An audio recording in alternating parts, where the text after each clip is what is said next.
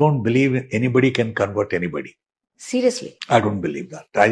I think that is a wrong conception, because faith is a matter of individual choice. నేను రాముణ్ణి పూజిస్తానా, వెంకటేశ్వర స్వామిని పూజిస్తానా, క్రైస్ట్ని Jesus క్రైస్ట్ని పూజిస్తానా, లేకపోతే అల్లాని పూజిస్తానా అనేది is completely my choice, personal choice. నేను పలానా వ్యక్తి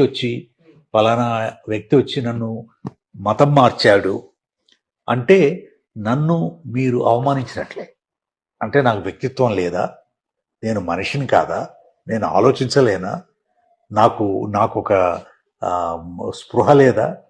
సో నన్ను అంటే ఈ కన్వర్ట్ చేస్తున్నారు అని ప్రజలు చెప్పడం అనేది ఇది చాలా హీనమైన విషయం నా ఉద్దేశంలో. ఎందుకంటే don't believe anybody can be converted by anybody. It's a choice people make.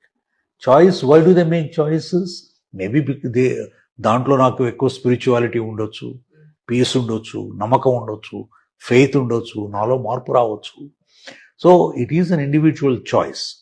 So I don't believe that somebody ఎవరో వచ్చి మనల్ని మతం మార్చేస్తున్నారు, ఈ మతం మార్చడం వలన మనం చాలా మనం తగ్గిపోతాం, మనం బలహీనపడిపోతాం అనుకునేది ఒక ఇన్సెక్యూరిటీ నుంచి వస్తుంది.